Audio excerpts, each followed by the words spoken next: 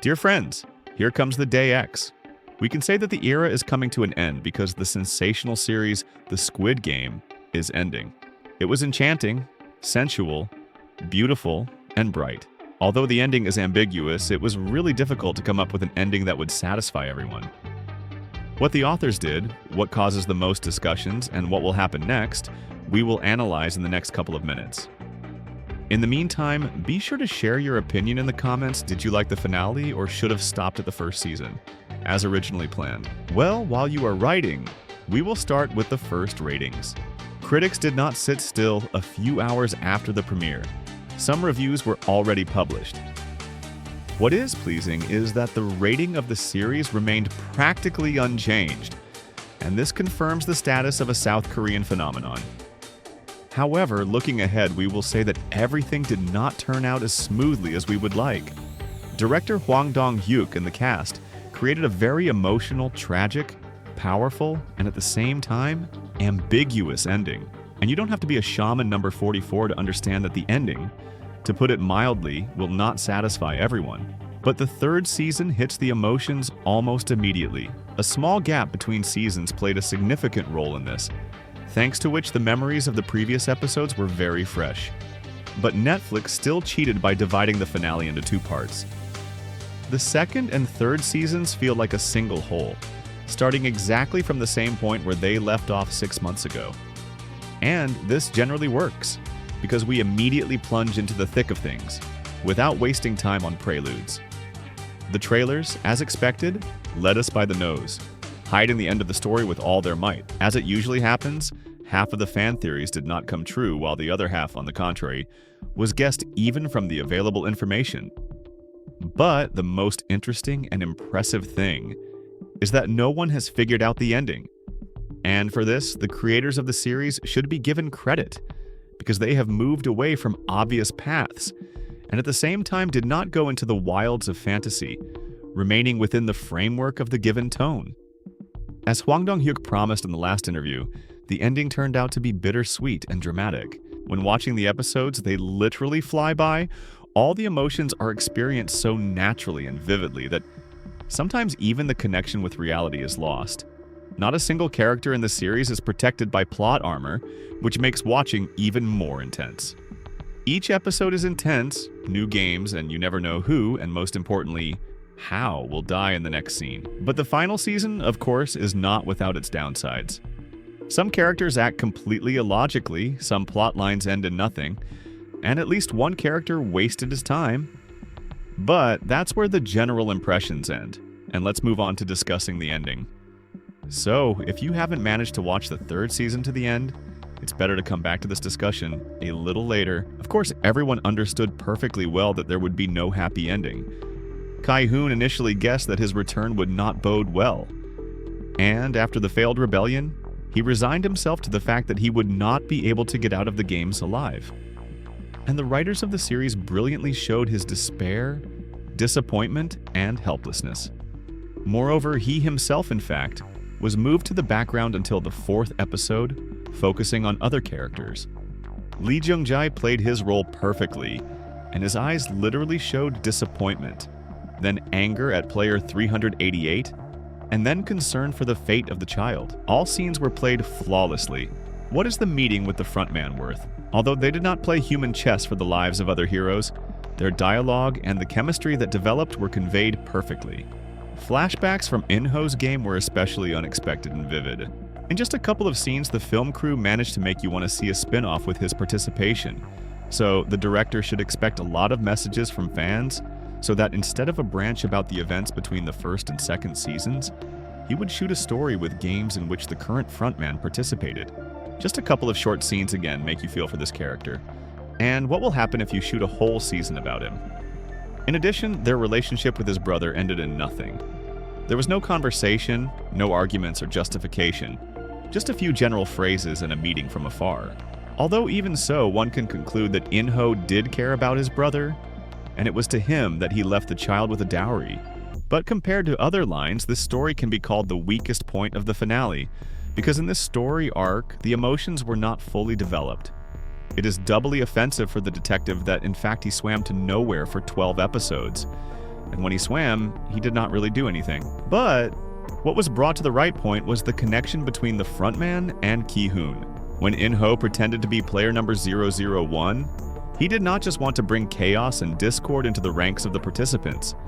He was genuinely interested in Gi-hun's philosophy, motivation, and behavior. And what's more, he was able to empathize with him as a person, but not go back to the side of good. As we were shown, In-ho did exactly the same thing that happened to him during his participation in the games. He even repeated the exact words that were said to him. However, player 456 turned out to be morally stronger, with firmer moral convictions. This did not make the frontman change his mind, but he respected Gi-hun and became close to him, considering it his duty to at least repay his family. That's exactly how we found ourselves in the very last scene, which we can't pass by because it put an explosive ellipsis. It would seem, well, what else can you expect from the finale? We've sorted out the characters, put everything in its place, and it's time to wrap things up.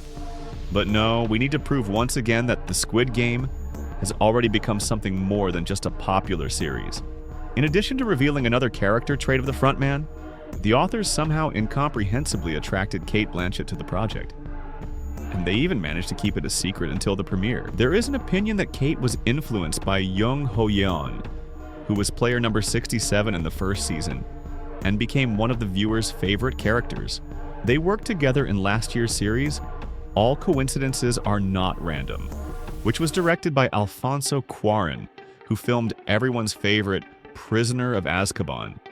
It was then that Cate Blanchett was recruited, as paradoxical as it may sound, to play the recruiter in Los Angeles, and the scene with her participation was filmed separately from the main film crew to keep it a secret. The prank, as they say, was a success, and the details will probably emerge in the near future. However, something else is interesting here. Everyone has long known that David Fincher has been appointed director of the American version of the Squid Game. The project is still shrouded in mystery, to the point that different sources give conflicting information about whether it will be a spin-off or a remake. The scene after the credits of the third season clearly hints that the games are held in different countries, including the United States. I will say more. Cate Blanchett's unnamed heroine knows the frontman by sight because she greeted him. If this was not just an Easter egg, then Fincher's project exists in the same universe as Hwang Dong-hyuk's work. On top of that, Veep and the frontman are safe and sound, so their connection to the spin-off has already been confirmed by this scene. And as it seems to us, it is more profitable for Netflix to expand the franchise, rather than make an American remake. The Squid Game is already very popular. It is unlikely that the remake will repeat even half of its success. Despite the fact that Cate Blanchett starred in Fincher's The Curious Case of Benjamin Button, her participation in the spin-off has not yet been officially confirmed. Also, we can't help but mention several cameos that we saw in the finale. Even before the release of the second season, there were rumors that the director was able to convince Jung Ho-yeon to return to the project as her character's twin sister. The actress seemed to have refused, but at a key moment for Gi-hun, she still appeared for a few moments. The same applies to the character of Sami, who also appeared in the penultimate episode.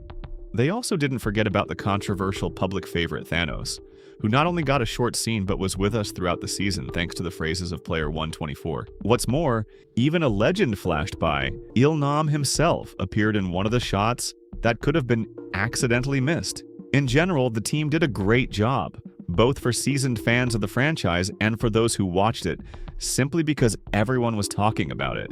By the way, I would like to say another compliment to the newcomers who appeared in the second season. Each of them had enough screen time to open up. The arcs of Joon-hee and No-il were especially dramatic, their lines becoming a significant part of the plot. However, if it became clear quite early on with Joon-hee that she would not pass the game, then No-il's line lasted until the very end. And what's more, it was left open, because we still don't know if she will really find her daughter. To be honest, I don't really want to talk about the downsides, but there are some things that cannot be left unsaid. A couple of plot lines were still left unfinished.